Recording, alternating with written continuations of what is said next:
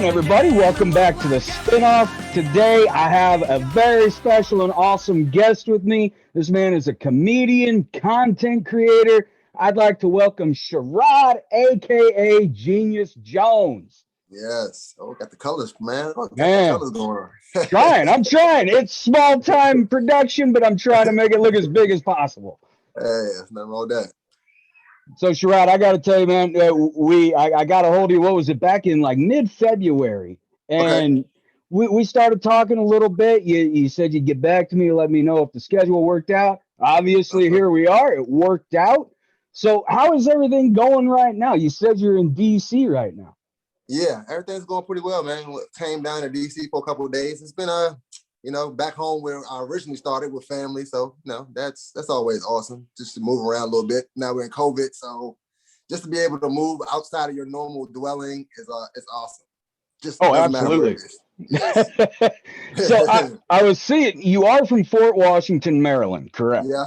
Uh-huh. And you now reside in Raleigh, North Carolina. Uh-huh. So, what sparked that move?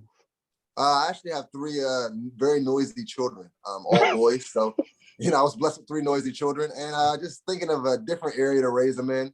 I hit Google, top place to raise your kids was Raleigh. I know it's like, what I'm saying? I know that's very cliche, hint, hint, but, people just go to Google and just find out what places to live all the time. So I did that. Raleigh came up. Me and my wife said, hey, we should move there. It was like number 3 on the list. So there's for a YOLO life, you just Google and find a place to live. That's the norm, I guess. And see, watching some of your content on YouTube Uh-huh. and seeing the clips you put on Facebook. Uh-huh. Oh my God. The one that got me the most was the difference between Caucasians doing homeschooling and African Americans doing homeschooling. My God, you hit that all smack dab on the forehead. The nail was right in the head. Where Yeah, do you yeah. come up with this stuff? Like, do you literally just sit around all day thinking, what's going to make somebody laugh? Or is it just stuck in your head and you need to get it out? A little bit of both, man. Sadly, I'm not a real adult, so I don't do any real adult things. So I just my mind is just the playground, like constantly all the time. So I'm never really in an adult mode. So I'm always thinking of, like, stuff comes to my mind. I try to write it down, and then I go back and look at a long list of ideas and try to figure out where I want to start. But just like creating clean humor, I like clean stuff, stuff that's relatable. Not too raunchy, something your grandma, she might not understand, but she can listen to it. She's not like, who's that guy swearing in the background? Like, just something real fun that you can get a hold to, man. That's where my mind really starts, and it just kind of pops in, throughout the day. So then what got you into doing comedy then? What was the major influence in saying, this is what I want to do? Really, man, I always been I had that humor bug, but I started off really like 5 years ago, social media, doing motivational speaking. Wow. And my wife was like, hey, you're not motivating. You need to do comedy. So there it is. It's like, she was like, hey, that's not it, but that is. And I was like, nah. And then I started like feeling, I'm like, yeah, this is getting harder to be motivating. This is not really me. It just sounds good. So I'm like, man, what can I do? I always play all the time anyway. I always joke around. I just need to let everybody else know I do it. So that's when I started kicking off, Really, I'm still a newbie, probably like 2 years into making comedy really on social media. So it hasn't been that long at all, but, she said I sucked, and pressures make diamonds, right? So I've been married almost 18 years, so trust me, my wife has got my back 100%. She'll tell me the truth. So if I'm screwing up on here, she'll tell me, and then I got to fix it. So, accountability. Oh man, kudos to her. She's got my back all the way, and I guarantee your wife's the same way, telling you like man. it is. Yep. All right, so I noticed in your bio that in January of 2019, you listed yourself as comedian, actor, entertainer, content creator at Genius Jones. What is Genius Jones? Man, it's a brand, man. It's a brand of positivity, clean comedy. It's a brand of, finding your inner self, man, your inner kid, letting your purpose shine, aside from the dollars, because we all want to make sense. We need money to survive. Nobody's saying you don't need money to survive, but like just being that person who you are, aside from the money. Like, what would you love to do if money didn't have any connection to it? So just living, in that way, man, but still motivating people, man, and living your truth, man, and being open to letting people see that big kid side of you. because there's a lot of more comedians out there than there are, you know, but people don't want to see, they don't want to allow themselves to be silly in front of other people. That's why it's not enough comedians. That's why it's not more than it really is. It's enough already. But if we just get out of our own mind of letting people seeing us in this funny state, like a lot more of us will have fun and we'll see a lot more content, man. But we're so like in this box, man. Like everybody has that little bug in them. They just need like something to help to pull it out, man. And then that's what the brand is, man. It's being yourself and not being afraid of being judged for being that big kid, you know? So what is it you would rather do as far as the comedy scene goes? I mean, do you want to continue doing just strictly sketch comedy, or do you want to be a stand-up and get out there in front of everybody? So in December 2020, I did my first stand-up. All right. So I was supposed to be a host, and I end up really just talking more than anyone else. And I ruined I didn't ruin the show, but you know, I ruined the show in the life aspects of everybody getting time. So I've been on the stage twice since then. I have a show coming up March 22nd down in Charlotte. So it's my third time. So I'm actually still new and getting the hang of it. I've started acting. I have some pieces on Facebook too. If you go back a little bit deeper, I get with this creative group when we create like content. I've taken acting classes.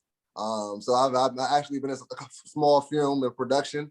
Maybe I've been writing, getting behind the lens a little bit and putting a lot of those skits I write and I create. So if you see anybody on, you know, any other actors in there, I probably wrote the skit and created it. So I'm getting into that side too.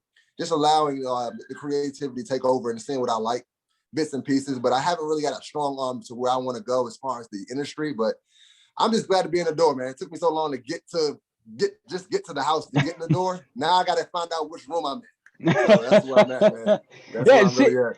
It seems to me like you're soaking everything in that you possibly can. Yeah. And you're learning all of it little by little as you go, instead of learning everything of one thing and then the rest. Yeah, man. You're doing it right by learning it all little by little as you go. So, I mean, what would be the ultimate goal? Do you want to be the next Kevin Hart, or do you want to be the next Will Ferrell as far as sketch comedy?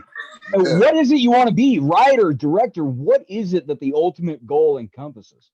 I think I see myself as like a Martin Lawrence or Eddie Murphy, man. Really maturing out myself into maybe even getting behind in production, you know, wise. But right now, like maybe create my own sitcom. Man, I think I can hold the attention and entertain audiences, man. Just getting on a place where I can have my own sitcom and I'm able to just consistently push out content to a wider audience. Kind of like some of what those skits you see right now, just on a bigger scale, man, bringing some actors and being able to have something where I'm not only educating you, but I'm entertaining you. I can't just get education without entertainment. I need both. So if I can entertain you and educate you, man, I got you hooked. I just got to figure out how I can make a show, because there's so much saturation and like shows are just garbage now. Ooh. I want to just be able to give you something where you can laugh, have humor, and then educate you and give you something to take away from it. That's my ultimate goal, man. So a sitcom probably would be where I would, you know, be the best at. But I'm not turning down movies. Tyler Perry, call me if you're listening. You know, I'm open. You know what I'm saying? My schedule's busy, but I can make a way for you. You know. Hey, if Tyler Perry's watching this show, I'm gonna be on cloud nine. Hey, man. Hey. It works out, man. So, all right, you say sitcoms would kind of be where you'd like to land. So growing up, I'm taking it, you know, you grew up with the sitcoms of, say, the 90s, the early 2000s. What was the one that always kept your attention then? I would say I was really Fresh Prince. Oh, the Wayans brothers, Martin, man. I was big into a lot of Nickelodeon stuff, man. Yes. A lot of Nickelodeon stuff. Rugrats, huge Rugrats, man. Just the artistry of Rugrats. You know, you look at stuff so much differently, but like from a sitcom point, man, I think that, you know, the Wayans brothers, Fresh Prince, and Martin was mainly those, you know what I'm saying? And just seeing where people can play different characters. That was just big for me, man. You can use your voice and be able to play different characters. That was huge for me to be able to see that. So that was my favorite 3 shows, I would say. So with the type of work that you do, and obviously, you know, with COVID going on, stand-up's very hard to do. Last year, there was pretty much nothing. So with guys, with what you do, with content on YouTube and on Facebook, all the sketch comedy, did it really dawn on you how much you were helping not just the country, but possibly the world by putting out that content when there's no stand up to go to. That's yeah. I mean, it didn't until I received the comment. That's funny that you said that. Like, as far as like just laughter being the medicine, and these times being able to look at this stuff from the comfort of my homes was very important. I didn't see it until somebody really brought it to my attention. But yeah, seeing how, though we were closed in, and be able to have this sketch comedy, and then people are actually putting together like virtual shows and stuff like that, where you can talk to people face to face in the comfort of their own homes, man. It was really, I was doing a better deed than I thought. Like, that wasn't my intention, but hey, it fits right now. That's where it fits, man. I'm glad that the category fits, at this time. So yeah, it was exciting, man. It's good. Good I can provide that, in this time with this pandemic going on, for sure. It did. It helped a lot. I ain't gonna lie. Things like that. I had JJ Whitehead on the show before. Oh, okay. He was doing things online. He says he hates it. He wants to be in front of an audience. Yeah, man. Is that your thing? Do you kind of miss being in front of an audience during the whole pandemic, or was it easier to do content online? I'm loaded more so on the online, only because some of the comedians, they have no online. They don't do the stuff online. They do more in person. So that's where their love of that there goes. But as I start doing more of the on stage, the first hit of it was good, and just learning the balance of that and getting comfortable. I'm sure like it's nothing like that in-person stuff, man. I think we were all made to really connect and be like, and be together, man. All of the division and stuff that's going on, like people are just made to be people and connect with people, man. There's no substitution for like direct contact. Like this show is great because we're talking, but yeah, it's if I'm in Nebraska right now, it's a whole nother vibe. Oh, absolutely. Yeah, so you can't really take that away from what's going on as far as the people connection, man. And I got to tell you, it with what you do, 9 times out of 10, when you're doing stand up, unless you're the headliner, you end up meeting the headliner. Yeah. So as far as your stand up has gone, who has been like the most famous headliner that you've gotten to be on stage with? Haven't got this chance to be on stage with any famous headliners yet. More locally that you probably wouldn't know. Probably more locally than you probably wouldn't know, but I'm hoping to get in that realm. Been close to the stage in a way, but not on stage yet. But I'm hoping that's the next step for sure. Yeah, maybe we'll hook you up with like Preacher Lawson or somebody. Man, really get you out there. Preacher Lawson? It'd be nice. I've been trying to get the guy on the show for a while, so we'll see. Really? That'd be great, man. Yeah. All right. Also, looking at your bio, in August of 2020, content creator at I hope I'm saying this correctly. Yale, YAIL Media Group. Now, what is Yale Media Group? Yale Media Group. So Yale stands for Your Art is Life. I like that. It's actually a group that we put together via Facebook, man. Facebook has been coming. I mean, Instagram is cool, but Facebook has been coming together with the connection. That's how I'm on the show today. And Yale Media Group started then. In the pandemic, man, I was just trying to find some creative people I can do creative things with. I like doing skits myself, but when I draw stuff up, if more people can come, I can work on angles and different things of that nature. So I was, it's hard to put together and find groups of people who are serious. So I ended up just looking, and I found a guy. The guy connected me and him, and then this other guy, and we met one day, and we were like, oh, we're just trying to do some creative stuff and get with a group of people. It's so much of that on Facebook right now that has just gone on for scene, and people are just trying to meet, and people don't show up, or they're not as serious. But the group ended up showing up. It was me and it's one other guy, and it grew to like 7 people. So we got together and started making stuff every Wednesday at the studio. So one of the guys, he owns an acting studio, and him and his friend. So we got together and started making stuff in there, and we were putting this little skits on YouTube and Facebook, like once a week. We were just all creative people just trying to be creative. And then it started to come together as like a 6-7 person group. So to this day, man, we make stuff, and we started in August, and now we're focused on short films and stuff like that, where, I'm dramatic roles, and I'm getting outside of my comedic character to see different roles and stuff like that. But it started with just a small Facebook group, man. We're stuck in the house. We just want to create, man. We want to create with other people. So we started creating, and the group just grew. And now, man, we started from a cell phone, And now, you know, we got camera, you know, we got tripods, we got lighting systems and stuff like that. So it's grown since August, but it just started off with a Facebook message, and now we got a bunch of creative, weird people who are just excited to make things, and it's just you know. So it's awesome, been awesome, man. Yeah, I gotta agree. The Facebook's kind of. I was absent from it for a long time. Decided to start it back up for this, and holy cow! I mean, look what it's done. I've been in touch with you and quite a few other people that I never thought I'd be in touch with. So man. I gotta tell you, you like I said before, you're doing the right thing as far as what you're doing with Facebook and just with social media in general. Your content, man, I gotta tell you, the way you can switch between certain types of cliches and characters. It's some of the best stuff I've seen in a while. So I appreciate you, man. I got to tell you, tuning it, man. Let me ask you, as a content creator, this is something I personally wanted to know. Going through the editing process, how daunting is that, and how much do you just not look forward to doing it?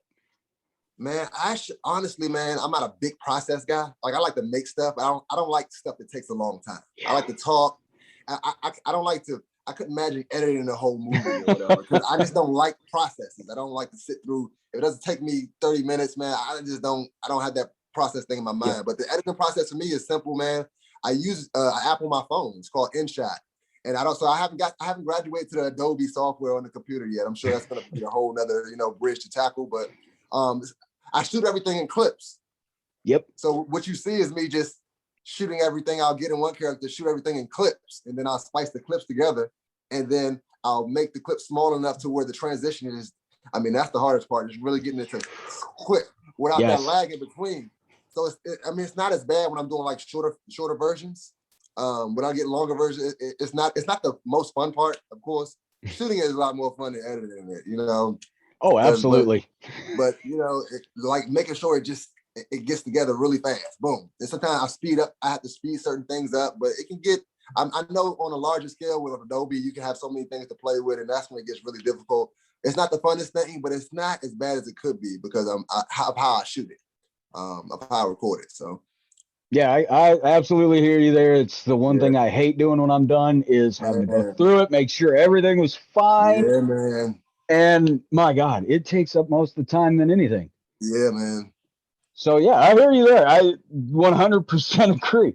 I noticing your sports interests. This was kind of cool to me. Your sports interests were the Raleigh Hustle, youth body boxing, team exposure North Carolina, and Savages flag football. All right, now can you run me through these? What is Raleigh Hustle? So Raleigh Hustle is actually a youth football organization, which I have some buddies that started that. They started the youth football organization. So they look like Raleigh some mean boys too. Yeah, Raleigh, they're new, man. Like within the last year, they started that. Yeah, so that's that affiliation. I know the guy who started that actually. All right, and then youth body boxing. How are you affiliated with that? So my kids do boxing, and they started off doing that like a couple weeks ago, not too long ago. But I know the guy down there too, so I said, knowing the guy, he's connected. He trains young people down there. It's boxing and discipline. So then, is boxing something that you've done growing up then yourself? No, actually, it's just my kids are heavy into sports, and my youngest son, he's like he's like one of the Flintstone characters, Bam Bam, and so I said I gotta get him something where he's knowing how to use his hands. He's really wildly aggressive in a way and really fun. So I was like, man, we can get something like, I don't want to do karate. I don't know something about karate. So I want to do something more like trained and organized. But I didn't grow up doing it at all. Wow. All right, and then team exposure North Carolina. What do we got there? That's the AAU basketball team. My oldest son actually played for it. Wow. One of the guys I know, he actually started that organization as well. He was actually one of his football coaches. He went over and started that AAU basketball team, and they traveled throughout North Carolina from ages 6 to 13. So, yeah. Wow. Yeah. So, what did that feel like? It's an awesome experience, man. Just being able to be on the road with those kids and actually getting them a chance to see the different sizes in kids, man. It's, oh my God, like 13, 12-year-olds, not 12-year-olds anymore. It's like, they my size. I'm 6'3". So, you know, like kids used to be kids now. Like you seeing some of the kids in different ages, like Nebraska, you guys probably can attest. You guys probably got some kids with some good size out there. Beef and corn-fed boys. Oh yeah. They get pretty big. Wow. So that, you know, in itself, just being able to, you know, see that, you know, something start from the ground up and be able to build, like seeing his vision about where he wanted to start and just seeing him today, man, he's been able to, you know, get in touch and do some great things, man, in the North Carolina area. That's amazing. And see, as a dad, I'm sure you had to feel just kind of tremendous pride. It's fun. It really is. Yeah, it is. All right. And then last but not least, Savages Flag Football. What do we got here? That's an adult football league. Now, are you involved in this one? I'm not involved in that one. I actually was at the park one day and they were practicing. And it's all girls. Oh, really? Not, right? Flag football, adult, all girls. And they was like, hey, we need somebody to practice against. So they start grabbing all these dads, you know, that they want to practice against. When I tell you these are the meanest group of girl football players I was like, I never been so intimidated to play football for some girls. These girls were like, I never knew flag football could be that aggressive, man. They were pretty, yeah. Let me say, man, I didn't know what we had coming to us. It was a more physical time than I thought we were going to be into. So I'll tell you, women will get way more physical than guys, and they'll hold a grudge the whole game. Yeah, I didn't know if I should press charges now. Like, man, where the cops at? I feel like I'm getting, you know what I'm saying? I feel like I'm getting hemmed up. Like, yeah, they're like, who's around watching this? I feel like it should be somebody observing what's going on right now. And my kids are watching. I'm like, I can't let this girl just beat me up like this online. But yeah. Start wondering maybe if under those clothes there was an orange jumpsuit and it might have been an all-women's prison. Man, I wouldn't have been surprised. That would explain a lot, man. I felt like I was getting my cornbread taken. I don't know, man. It was rough. All right, so we kind of already went over your comedic influences. You said it was a lot of Martin Lawrence, Eddie Murphy. So as far as I remember the Eddie Murphy stand-ups growing up, Eddie Murphy Raw was probably my favorite of all time. I'm assuming you grew up with those as well. Did you kind of, like you said, you're going with more of a clean cut comedy, which is amazing. It is nothing wrong with that. It can sometimes be more hilarious than the vulgar stuff. So watching Eddie Murphy and Martin Lawrence, they do kind of that more vulgar comedy. So with them being influences, how was it to be able to draw it back a little into your style and keep it more clean cut? I think my topics more so, I mean, you know, I have more adult ready stuff. I feel like I can gauge to, you know, depending on the crowd and where I'm at. And just more so the creativity of their art, more so than their actual word and verbiage, you know. The Eddie Murphy Raw, which I haven't seen yet. Haven't seen it yet, which is crazy. Everybody said, I'm talking about Eddie Murphy. I haven't even got to the Raw thing. I'm talking about Eddie Murphy on I'm talking about Clumps. I'm talking about all the films after that, more so in my era. So I was born in 88. Oh, okay. So I'm 82. My apologies. Yeah. So seeing that, I know it's like the comedic gold mine. You have to see that. So I have to sit down and watch Eddie Murphy Raw and Delirious, of course, and see just the difference. But more so the art and creativity, man. Being in Norbit being able to switch between characters and stuff, and Martin Lawrence with everything he does. Just the art, man. Just the art of it, man, and the style. You know, missing the style now today. Like you see some comedians coming up, but like nobody has really been able to get to that era of that yet. I feel like that era of comedy was just different, man. But yeah, that's just watching their style is probably where I get the most inspiration, man. Those guys are just on another level. Content creating, if they want Instagram and Facebook together, who knows, man? You know, so. And see, noticing what you do with your sketch comedy, you know, you do different characters, different voices. And to me, that's Eddie Murphy from Nutty Professor. So have you taken maybe a little bit more inspiration from when he does things like that, where he's able to hit a wide vast of different characters and voices? Do you maybe take a little of that into consideration when you're doing this sketch comedy? Yeah, I do. I honestly do, man. Definitely. I'm looking more so to. I wish I could just find a more of a medium, I guess, more of a go-to. So you see now, like social media comedians, they have that one thing that they're known for that they go to. They kind of just continue to hit it. You know, whether they do like this or that be like this, or this or that be like that, or whether they do all costume. Like it's usually like the big ones, the big social media guys. you know you're gonna get like one thing. They do like one type of comedy and they continue to redo it over and over again. That's what I'm hoping to get to more so. But I definitely think the character work and stuff like that, it just gives you a different look, man. I mean, Eddie Murphy can get in a skit and play all. He can cast all himself. He can get 8 characters and all of them be him, and he'll have just changed the outfits. He don't have to worry about people, and he can be. He knows he can act, so he can do all 8 pieces the way he wants them to do, you know, and not have to worry about a crowd. So that's definitely, definitely. But you have to have the voices, and you have to. It takes a lot more work than people think, man, to be able to pull that off. So, have you had a chance yet to watch Coming to America 2 yet?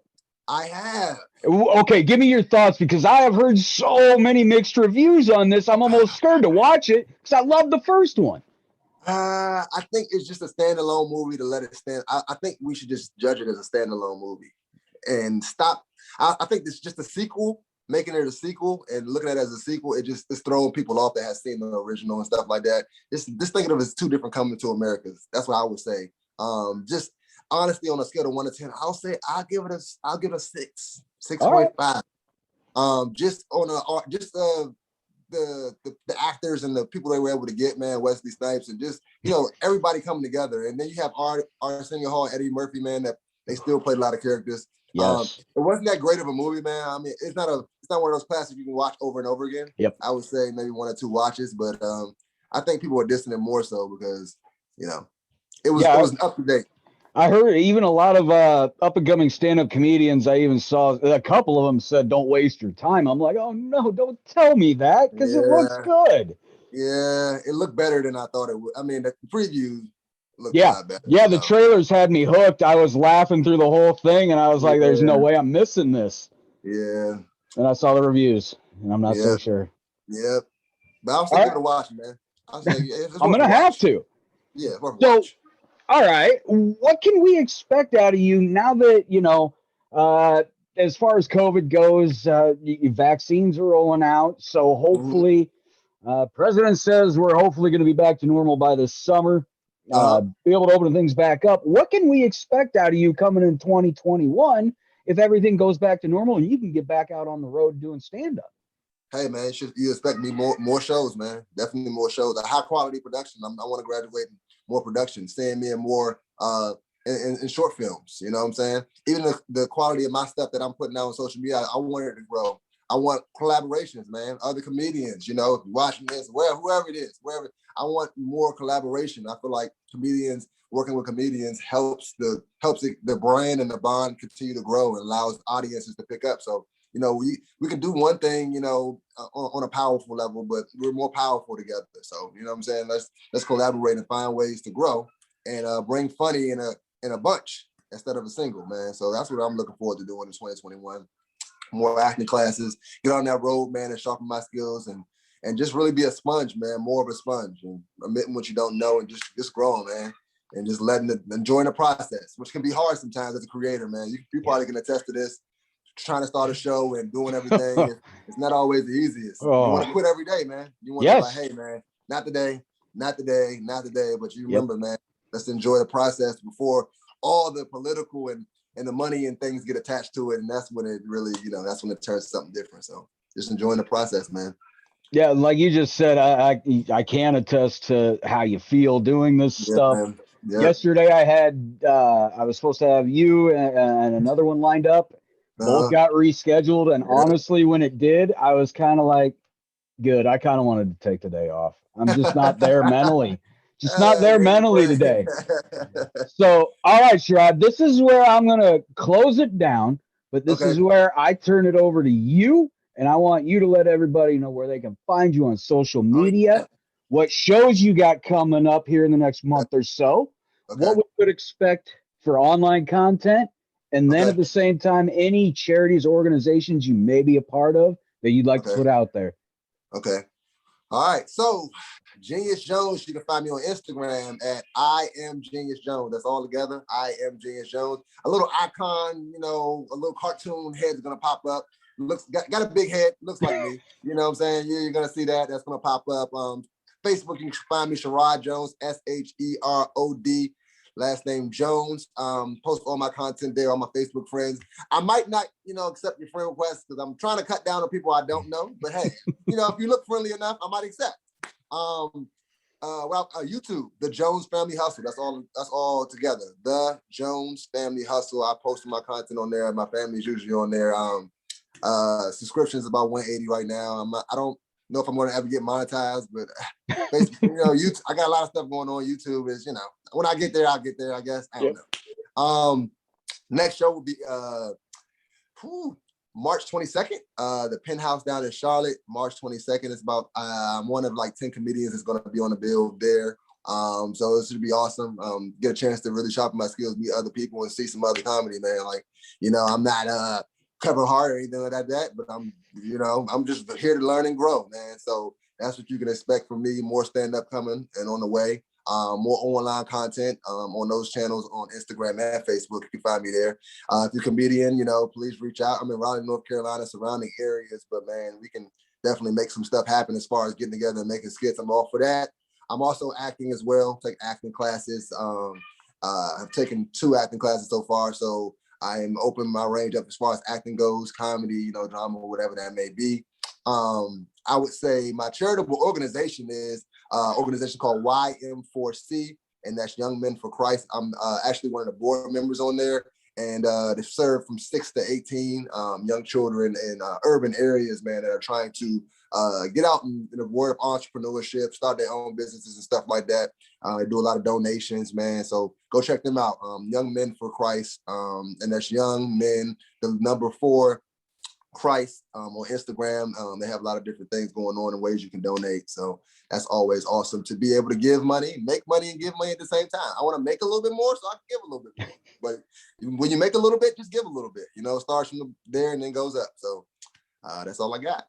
Man, Sherod, Genius Jones. I got to tell you, man, this has been fun. Dude, this has been really amazing. Hey, man, I was hoping it could be fun, man. That's all it's about. That's all I ever ask for. And honestly, it has been eye-opening. I think I actually only asked you 2 out of the 5 questions I actually had written down. The rest of it's just off the cuff. And I said the heck with it. It turned into just a conversation. So, Sherod, I got to thank you so much for this today, man. Hey, appreciate you, man. Appreciate you. We finally got together and connected, man. Hopefully we can do stuff in the future. I don't know if I'm ever coming to Nebraska. Hey, you never know.